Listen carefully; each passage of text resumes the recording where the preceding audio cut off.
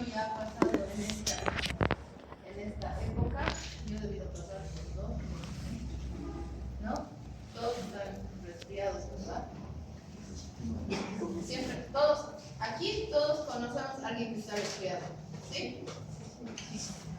En la casa o en la U y demás, ¿no?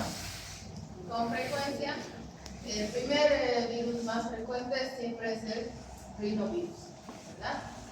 En cambio ahora es en orden de frecuencia. Tenemos estos otros tres que dependiendo de la edad del paciente, dependiendo de los factores de riesgo, de si está vacunado o no, si está internado, si tiene otros factores coadyuvantes, van a ser más o menos frecuentes.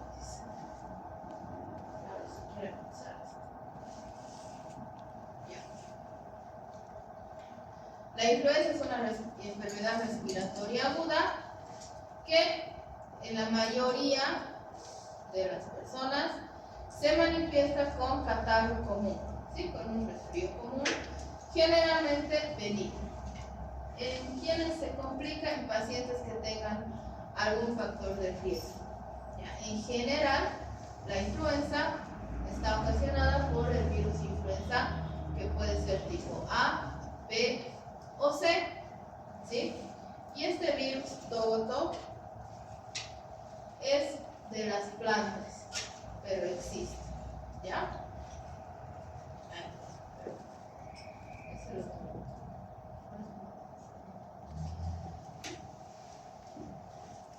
Se considera un tipo de zoonosis, ya que es un virus que puede adaptarse a otra especie, ¿ya? Está condicionado por el hacinamiento en industrias alimentarias como ser la aviar, ¿sí? Sabemos y escuchamos que hay muchos brotes y muchas epidemias de virus influenza aviar en Asia, ¿verdad? Entonces sacrifican cualquier cantidad de aves de corral porque hay brotes de influenza aviar. ¿Cuál es el peligro? Que la influenza aviar en algún momento, en algún punto, ese virus puede adaptarse a la célula humana, puede recombinarse con otro virus influenza y ser infectante para los humanos, ¿ya? Hay epidemias de infecciones respiratorias agudas entre noviembre y marzo, cuando hay cambio de temperatura, y en el hemisferio sur, pues esto depende de la estación, ¿verdad? Por eso es un virus estacional. En el hemisferio sur va a ser de los meses de abril, mayo hasta julio, agosto, ¿sí? ¿Qué significa esta gráfica? Fíjense, hay virus influenza, hay virus de la influenza para diferentes especies de animales, ¿ya? Tenemos las influenza de los equinos, de las aves, principalmente de las aves migratorias y de las aves que nadan, los patos, la influenza de los cerdos, la porcina, humanos y otros animales ya más que pueden ser domésticos, los pollos, ¿sí? Pollos, gallinas y otros también que pueden ser salvajes. Y también tenemos las especies de mamíferos marinos, ¿ya? ¿Qué pasa con estos virus? Si hay un lugar en el que están en contacto aves con cerdos, ocurre un brote, ya sea de gripe porcina o de gripe aviar, y ese virus podría adaptarse a una u otra especie, ¿sí?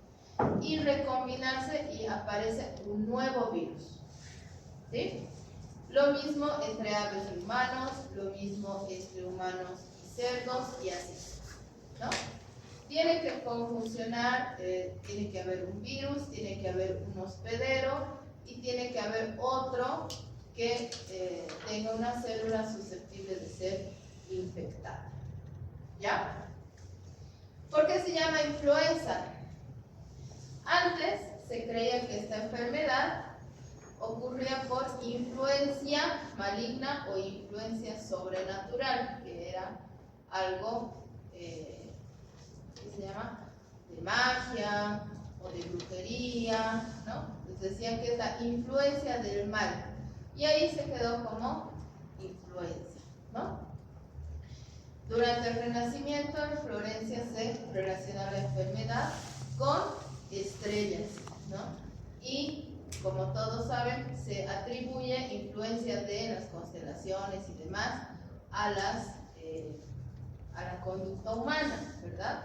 Entonces, esa influencia dice que de las estrellas ocasionaba las epidemias.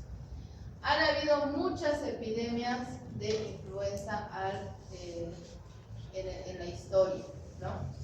Se tiene el registro de la primera desde 1743 y fíjense que hay cierta periodicidad de unos 30 o 40 años más o menos y que a veces son de 10 años, a veces son de 30 años, a veces son de 4 años.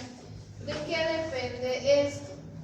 Fíjense que generalmente es en Asia, ¿no?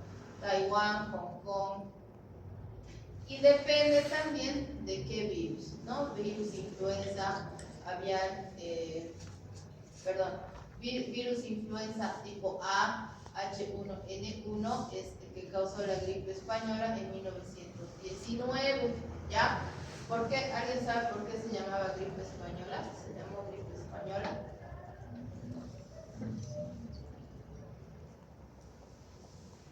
¿No? Porque era una pandemia, pero le llamaron gripe española, ¿por qué? Porque en este año estaba la Primera Guerra Mundial, ¿no? Y en la Primera Guerra Mundial, pues España, las noticias del mundo se volcaban a la guerra, a la cantidad de muertos, a las invasiones, a quién ganó qué batalla, etc., ¿no? Pero en ese año, pues España no participaba de la guerra. Si bien había esta pandemia de influenza H1N1 en todo el mundo, bueno, en Europa, en toda Europa, y después a los siguientes años llegó a América, pues ese año la noticia en España no era la guerra, porque ellos no participaban en la guerra, sino que era la gripe, ¿no? La cantidad de personas enfermas y la cantidad de muertos que había por esta pandemia. Por esta epidemia en España, que en realidad era una pandemia, y por eso le llamaron gripe española, ¿no? Porque para los medios solo había gripe en España. En los otros países era guerra, los muertos eran por la guerra. Y bueno, después ya en Estados Unidos, en China, en Asia generalmente, ¿no? En 1976 se reportó el virus influenza H1N1, pero también la gripe, un contagio, una recombinación entre un virus porcino y un virus humano, ¿no? Ya se aisló en 1993 el virus.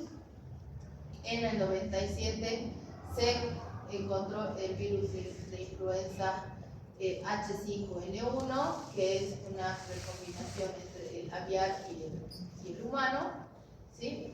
El 98 también entre cerdos y humanos, y en el 99 el H9N2.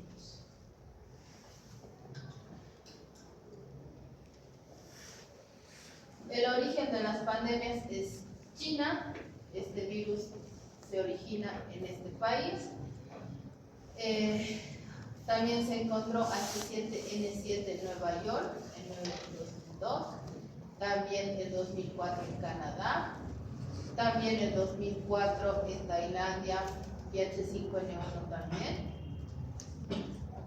Y fíjense, en México el H1N1 que se distribuyó en toda Latinoamérica, ¿sí?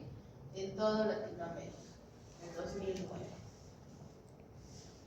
Estamos hablando de un virus de la familia Orthomyxoviridae, que tenemos tipos o serotipos A, B, C y el togoto.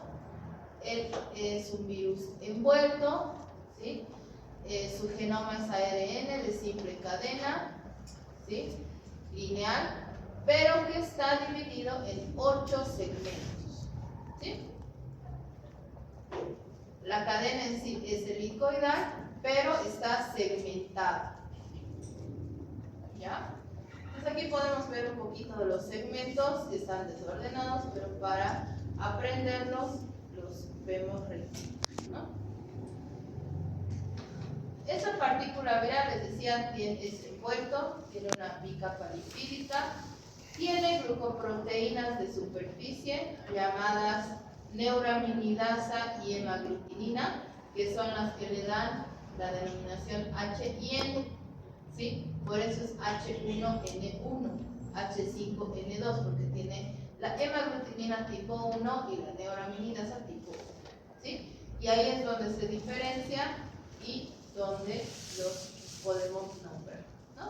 También tiene proteínas de la matriz, tiene una enzima polimerasa que es la que le ayuda a replicar y a generar el genoma, tiene una nucleoproteína y tiene ARN, obviamente, en la parte central, segmentado en 8 segmentos.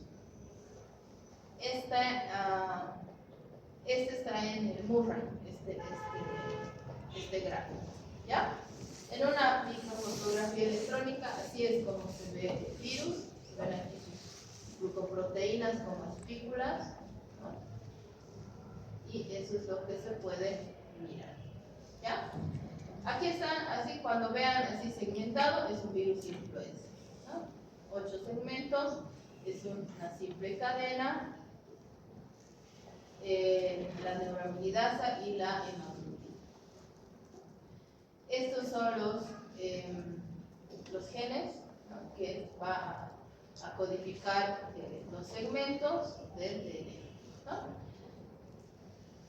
Las hemaglutinina y neuraminidasa tienen la misma función en todos los virus de influenza A, pero a nosotros nos ayudan en la tipificación, ¿ya?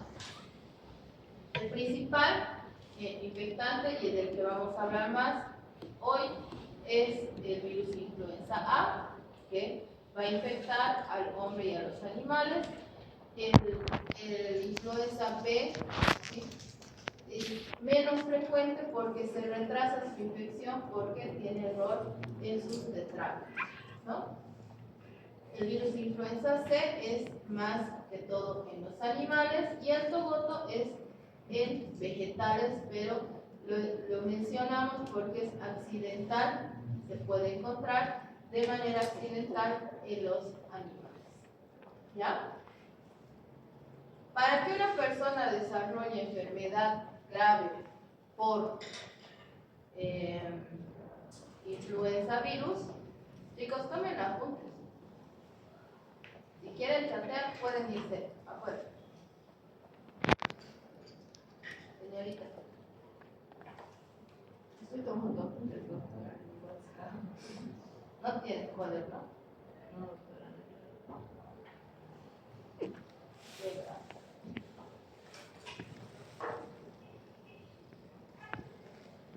Para que una persona desarrolle enfermedad severa por virus influenza, tiene que tener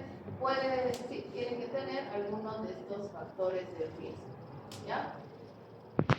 Gestación, por eso es importante la vacunación en embarazadas, ¿sí?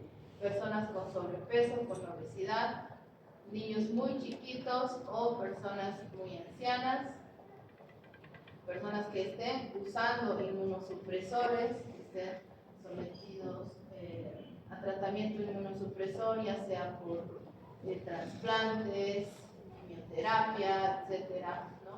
Personas que usen crónicamente la aspirina, como personas cardiópatas que tengan riesgo de cardiopatía o de riesgo de accidentes cerebrovasculares, y que tengan otras comorbilidades, ¿no?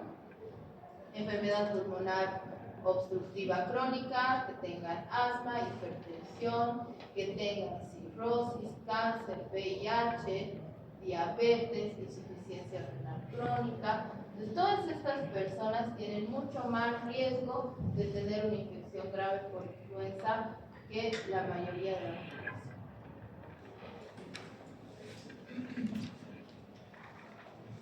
Se calcula el periodo de incubación entre 1 a 4 días desde que la persona está en contacto con el virus hasta que desarrolla los primeros síntomas.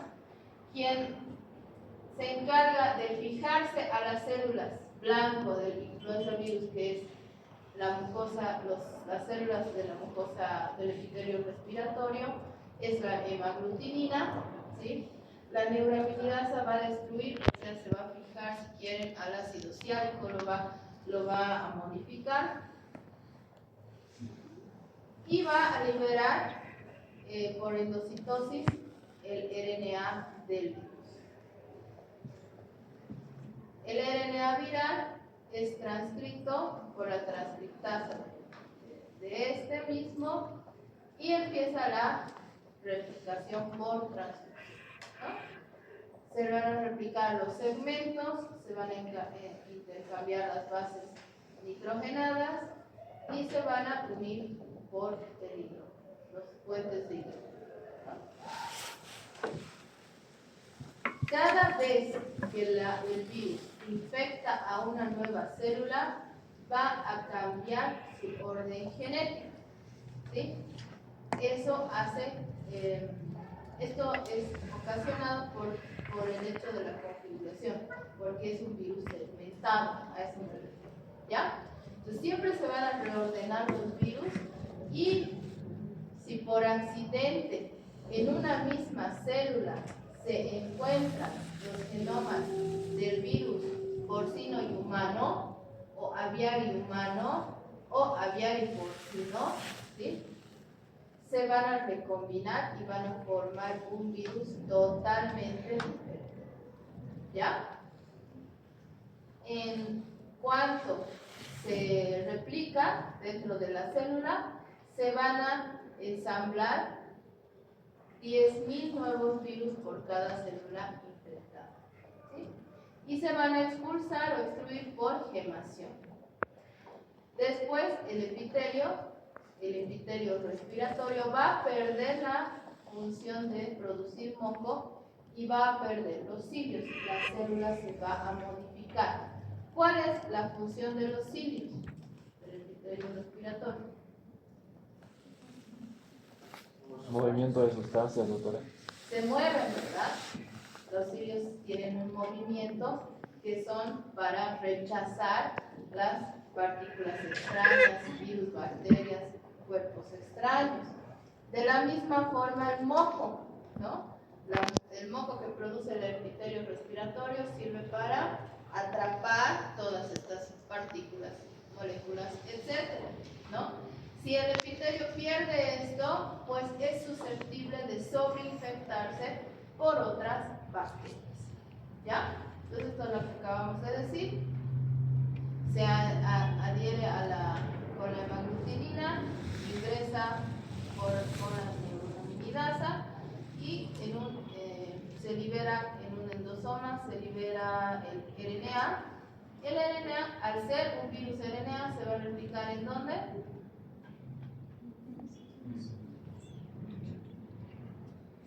En el citoplasma, muy bien, ¿no? Los RNA en el citoplasma, los DNA en el núcleo. Eso ya debía estar reaprendido, ¿no?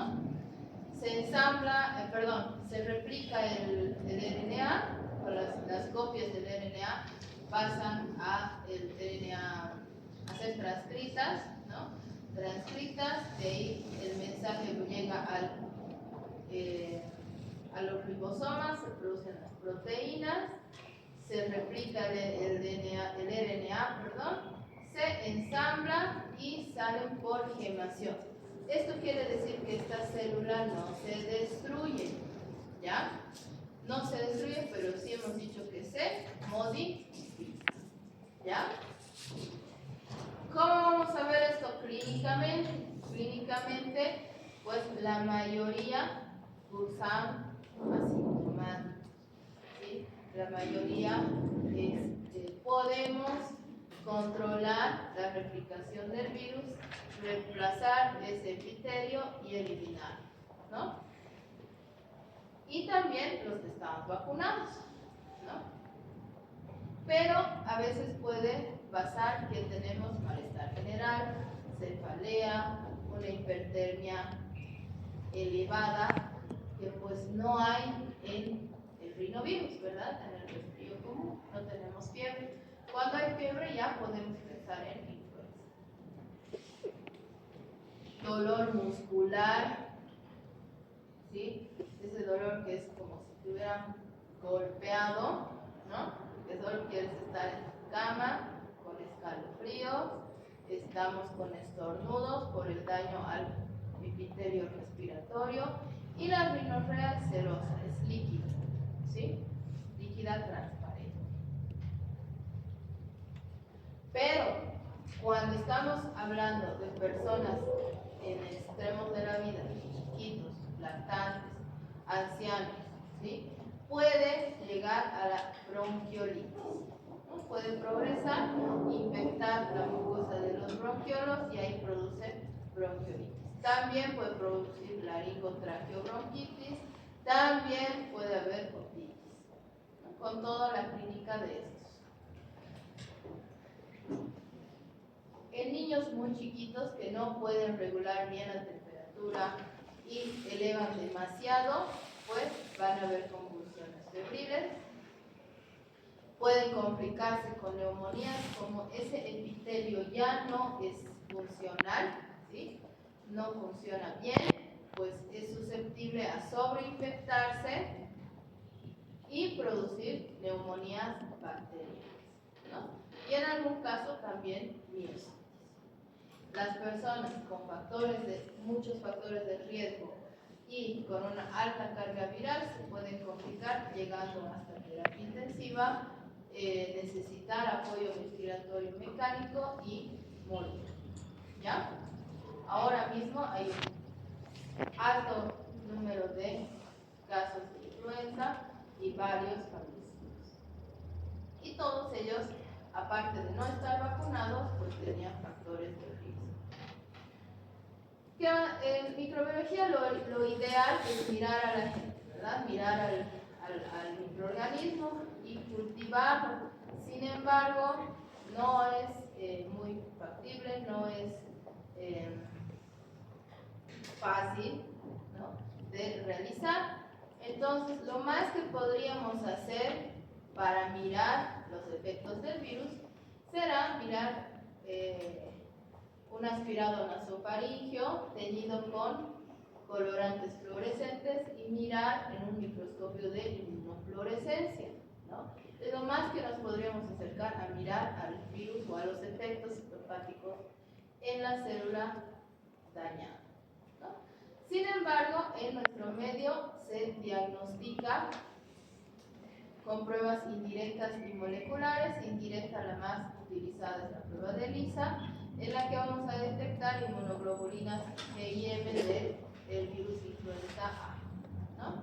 Y la prueba PCR en tiempo real, que puede ser independiente para influenza, o puede ser un panel viral que abarque, multiplex, que abarque todos los virus respiratorios, ¿no?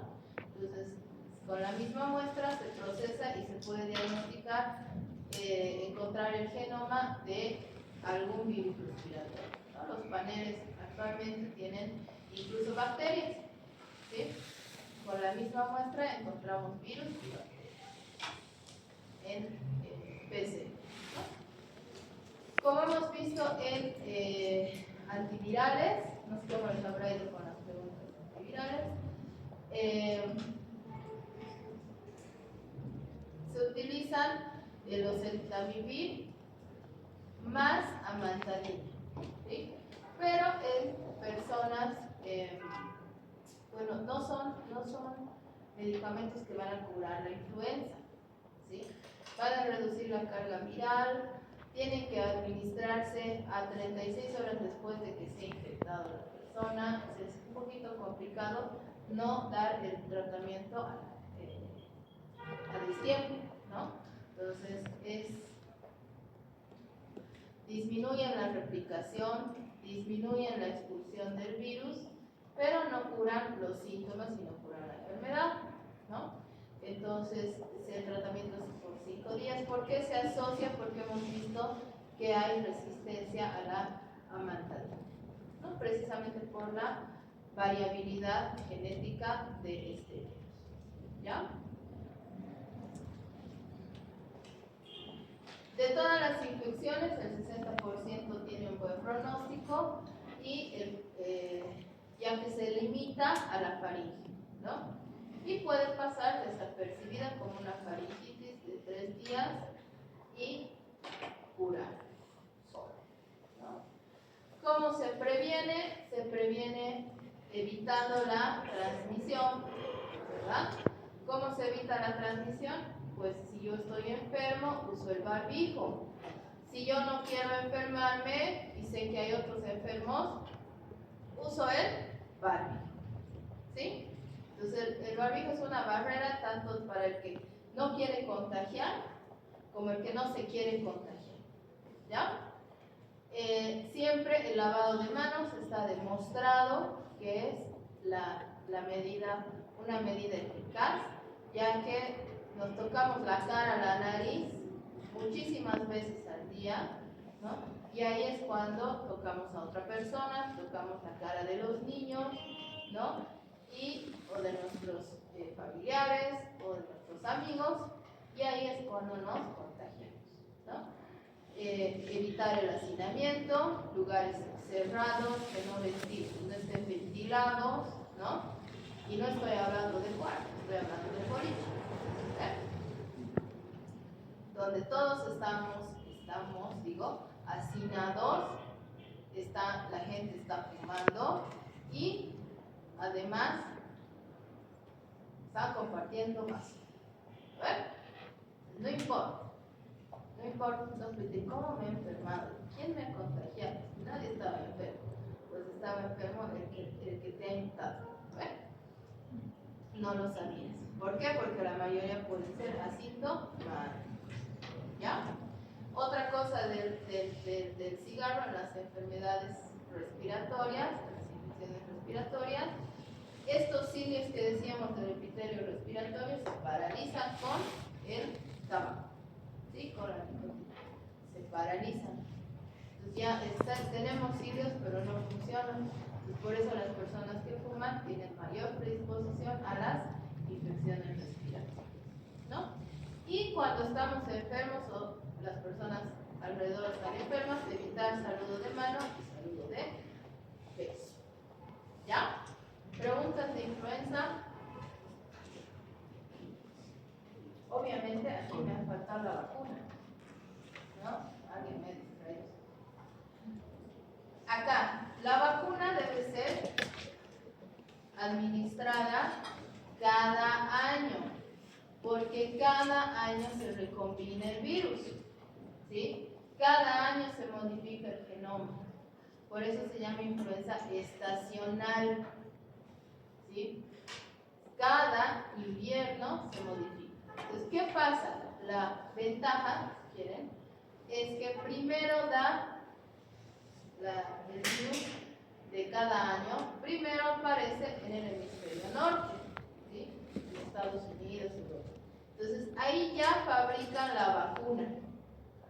Nos llega a nosotros la vacuna en abril, más o menos, abril, mayo máximo, nos hacemos vacunar y nos protegen para nuestro invierno, ¿sí? Pero pero la vacuna que nos pongamos este año no sirve para el virus del próximo año. ¿Ya? Eso tiene que ser anual. ¿Había preguntas de influenza? ¿Qué la aspirina sería protegiendo, doctor? ¿La aspirina? Sí, es muy Ya. La aspirina es un antiinflamatorio no esteroideo, ¿sí? Que se utiliza obviamente para evitar los coágulos por sus componentes de antiplaquetario. Pero los antiinflamatorios no esteroideos, los AINES, lo que hacen es bloquear la fosfolipasa A2. ¿Sí? La fosfolipasa A2 es la enzima que va a producir los leucotrienos y los tromboxanos. ¿Ya? En la cadena de la inflamación. Estas citoquinas nos protegen de las enfermedades por virus en general. ¿Ya? Entonces, si bloqueamos esa cadena, no tenemos citoquinas suficientes para pelear naturalmente contra el virus. ¿Ya? Ok, gracias. Listo. Vamos a hablar entonces de su primo lejano, que es el virus parainfluenza. ¿Sí? Lejano porque no es de la misma familia. ¿Ya? El virus parainfluenza tiene 4 serotipos que pueden infectar al ser humano. ¿Ya? Constituye la primera causa de laringotraqueitis en niños. El tipo 1 y tipo 2 causa laringotraqueitis en niños menores de 2 años. No, de 5 años. ¿Ya? Menores de 5 años. Y es responsable de 1 de cada 3 infecciones de vías respiratorias inferiores, de las neumonías virales. ¿Sí?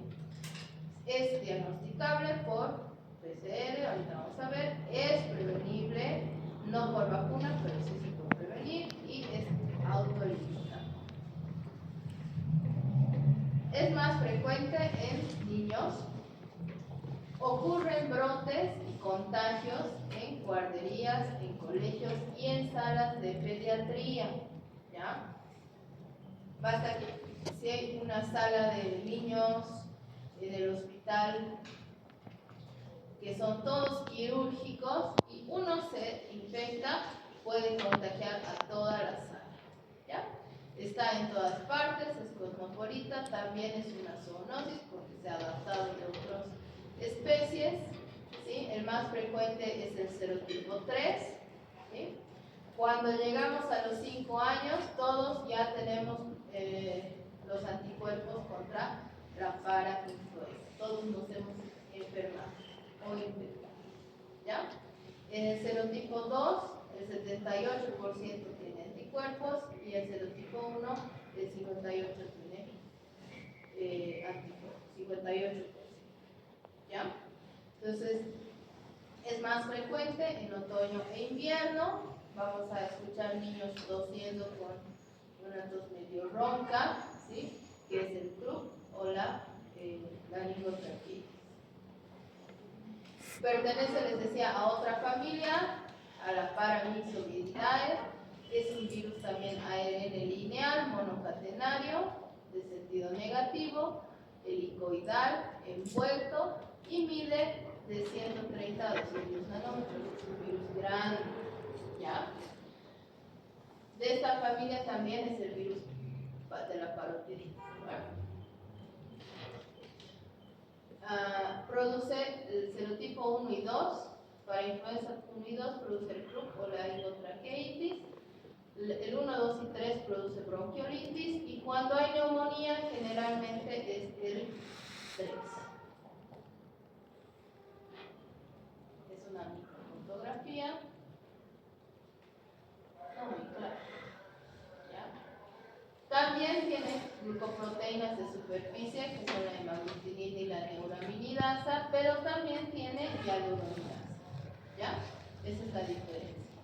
¿Qué va a hacer la neuraminidasa? Va a hacer que se corten los residuos de ácido ciánico y van a ingresar a la célula o al tejido epitelial mucoso epitelial de la mucosa respiratoria, ¿no? Va a haber edema submucoso, lisis y apoptosis, ¿no? En este caso sí es un ciclo lítico y las células van a morir.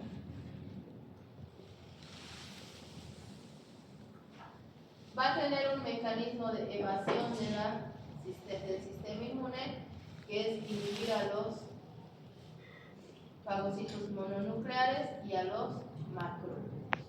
¿Ya?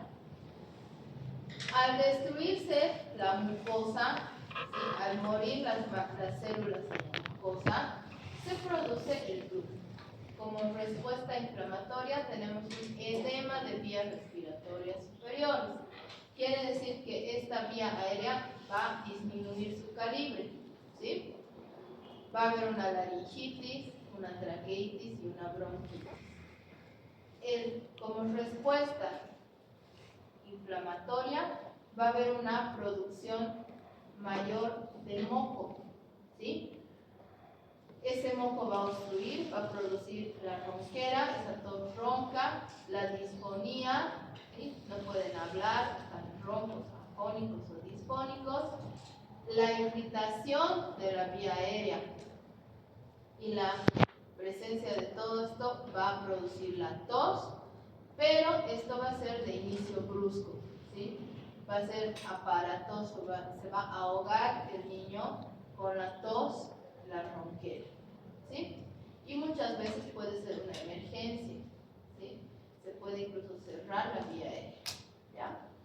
Más abajo, ¿sí? Las bronquiolitis, en las que hay dificultad respiratoria, edema y secreción de moco, ¿no?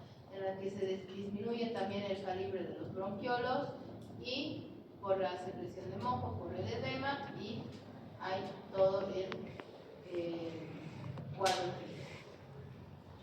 También se puede presentar como un resfrío común, con lagrimeo, rinorrea, la coriza, que es la coloración roja de la nariz, ¿no? Cefalea, escalofríos, ¿sí? Fiebre, fatiga, conjuntivitis, dolor de garganta, ¿sí? Todo un resfrío moderado, digamos, ¿no?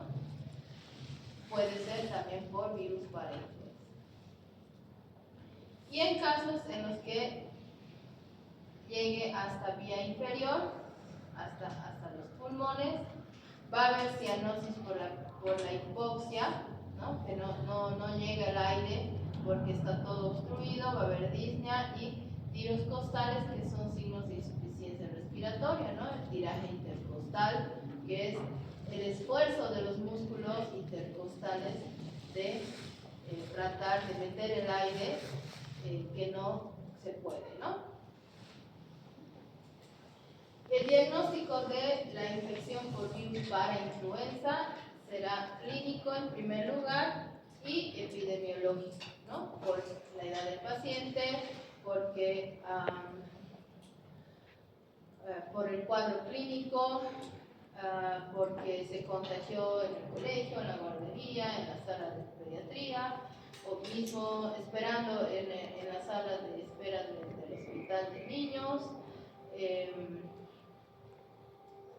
Vamos a detectar anticuerpos con la prueba de ELISA.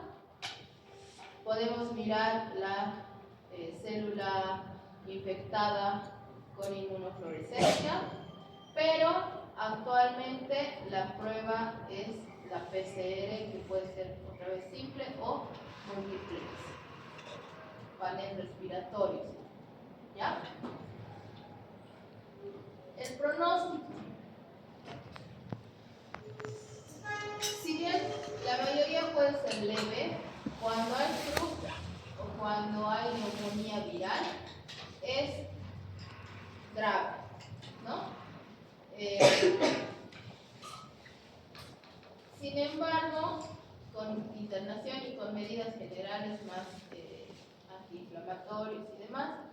más nebulizaciones y todo, se puede controlar. No hay muerte por parainfluenza, ¿sí? A no ser que sea un croup demasiado severo, agudo, que ahogue al niño, ¿sí? Y no lo atiendan a tiempo, no lo lleven a tiempo, no lo atiendan a tiempo, se puede asfixiar, ¿no? Y pues las neumonías virales, generalmente si no son bien tratadas, se sobreinfectan con bacterias y puede haber complicaciones. ¿Ya? El tratamiento es humidificar el aire, se puede utilizar epinefrina para abrir la vía aérea, ¿sí? Y los corticoides también en cruz severo para disminuir la inflamación de la vía aérea.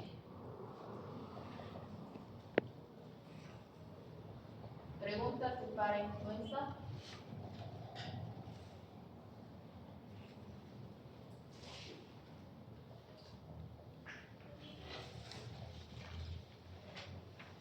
Bien. Virus sincitial respiratorio o respiratorio sincitial, dependiendo qué libro lean. Es un virus ARN, simple cadena, sentido negativo, también de la familia Paramyxoviridae, ¿sí? Y es muy frecuente causante de infecciones humanas, ¿sí? Fue descubierto en 1956 en un chimpancé de laboratorio, ¿sí? Que estaba resfriado. En Estados Unidos ya han estudiado y han visto que era un virus raro porque tenía un efecto citopático diferente a los otros, ¿no? Este mismo virus fue aislado de un niño con neumonía y de un niño con laringotraqueobronquitis, ¿ya? El efecto citopático, ¿sí? Tanto en el mono como en estos otros niños, ha sido formación de sincitios. ¿Se acuerdan de sincitio? En embriología mismo. ¿Qué era un sincitio tropoblasto? Que es la unión de muchas células, ¿verdad? ¿Sí? Como si fuera una, se forma como una masa. Ese es el efecto citopático y por eso tiene ese nombre, virus sincitial respiratorio, ¿ya? Entonces tiene ese efecto.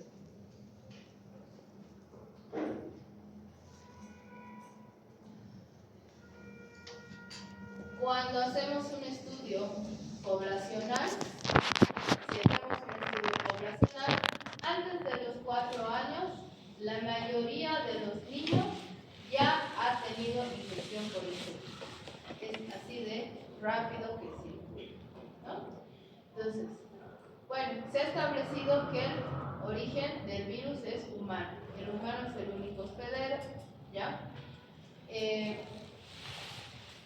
La formación de sincitios es su efecto citopático, ¿sí? Y considerando este efecto citopático se le ha dado el nombre de virus sincitial respiratorio, ¿ya? Es un virus también RNA grande, ¿sí? De 150 a 300 nanómetros, que induce la formación de sincitios, ¿ya? Hay dos grupos de virus sincitial respiratorio, que es el A y el B. Y hay distintos subgrupos, pero y esto es lo que hace que exista una gran diseminación, ¿sí? Pueden circular simultáneamente en un invierno, ¿sí? Y pueden ser detectados en todo el mundo, ¿no? Entonces, no depende de que sea A o sea B, pueden circular simultáneamente, ¿ya? Este virus no tiene las glucoproteínas hemaglutinina ni neuraminas, ¿ya? En niños menores de 2 años es la causa más habitual de infección aguda y mortal, ¿sí? Es mucho más grave en niños pequeñitos que en lactantes mayores y en escolares, ¿sí? Si bien todos los nos podemos contagiar de este virus y desarrollar la enfermedad. En niños menores de 2 años es más peligrosa y es mortal.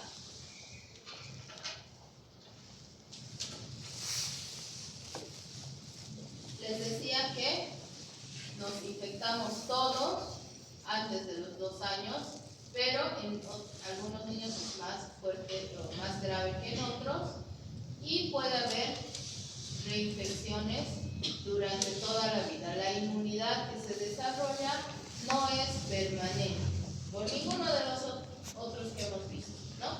Ni influenza, ni virus sincitial no generan inmunidad de por vida, ¿ya? Entonces, siempre hay reinfecciones, incluso en ancianos.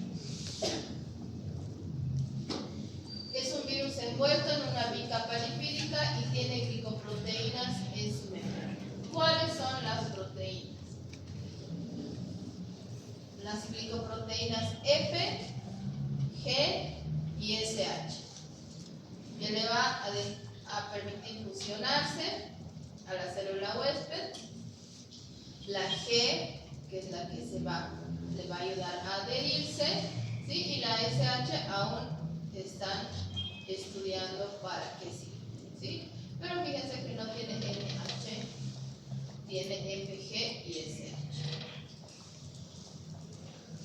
Su RNA es monocatenario, simple cadena, sentido negativo, tiene una nucleoproteína, una fosfoproteína, una polimerasa que va a conformar toda la nucleocápside helicoidal, ¿no?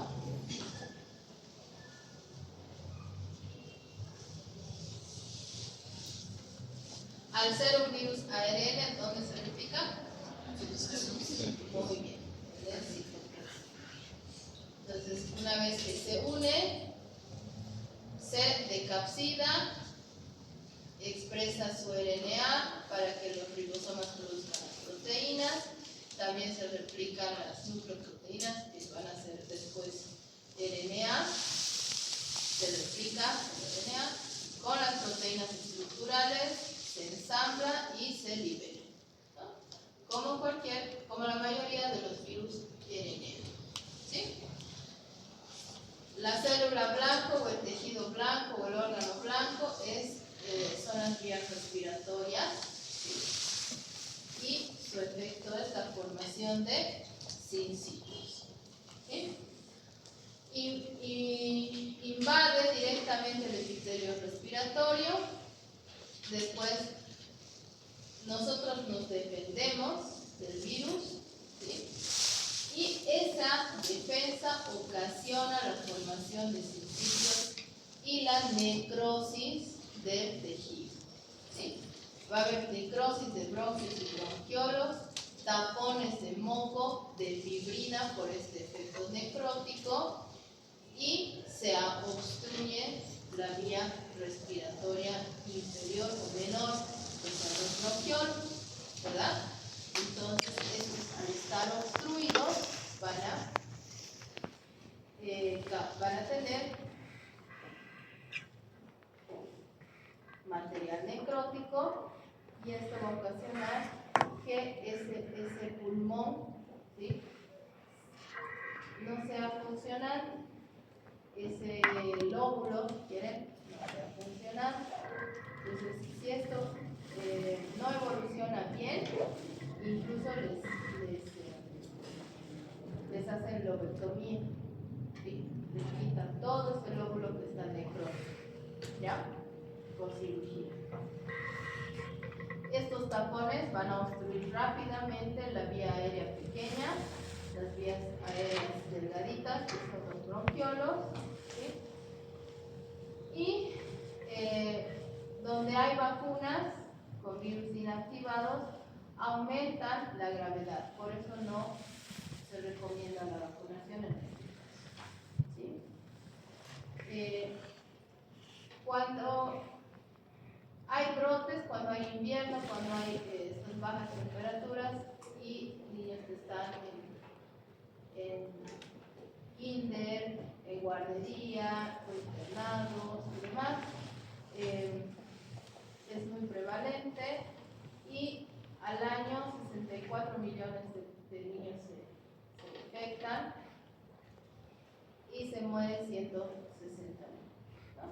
De todos estos 64 millones, solo 1% requiere hospitalización porque es muy grave, ¿no? La mayoría es autolimitada, ¿sí? Y la recuperación comienza después de algunos días y cuando hay casos severos, en niños con factores de riesgo o muy pequeñitos, ¿sí? Por eso no hay que pensar a los niños chiquitos, ¿no? Podemos portar nosotros el virus y transmitir, ¿no? Puede haber falla respiratoria que incluso necesite ventilación mecánica, ¿no? Se incrementan las infecciones en invierno, ¿sí? Cuando hay brotes, cuando hay, es más frecuente, siempre va a haber virus sincicial respiratorio cada año circulando entre la población pediátrica y ocasionando infección. Es más frecuente que la influenza. ¿Ya? Es mucho más contagioso, periodo de incubación es de 4 a 5 días, ¿sí? Y si alguien se infecta en esta sala de niños pequeñitos, de lactantes, pues se pueden morir porque toditos son inmunosuprimidos, ¿no? Pueden ser prematuros, o pueden estar en terapia, pueden estar con alguna infección y demás, y pueden morir. ¿Cómo se transmite? Igual que los otros virus respiratorios, en las manos, en los gomites, que son objetos inanimados que transmiten, ¿verdad? Entre niños chiquitos, pues los juguetes, entre adultos y niños los vasos, los cubiertos, todo lo que se pueda llevar a la boca o con las manos. Y después se puede eliminar en varios días por secreciones respiratorias y ahí ser contagioso, ¿ya? Entonces puede ocurrir que produzca desde bronquiolitis, neumonía, ¿sí? Con fiebre, tos, cianosis en menores de 1 año, rinitis con fiebre y faringitis en niños y en más grandes resfrío común, ¿no? Siempre cuando es más pequeñito es más grave el cuadro, ¿ya? No se puede aislar efectivamente en cultivos celulares, ¿sí? Entonces vamos a realizar la PCR en tiempo real, ¿sí? Y también ELISA pero para detectar antígenos, no antígenos, ¿ya? Además, se va a suplementar oxígeno y líquidos intravenosos para estos niños que están cursando la enfermedad, ¿no? Y en niños que pueden tener cuadros más graves, que tengan factores de riesgo asociados a esta enfermedad, a esta infección, se les puede aplicar ribavirina para disminuir la replicación de virus. ¿Ya? ¿Preguntas? Doctor, ¿nos puede mencionar entonces que los virus que participan en el estrés, una parte de estos estrés, por favor? ¿Otra vez? Si nos podría mencionar todos los virus que participan entonces en el estrés común, digamos, que vamos a encontrar, serían un total de 5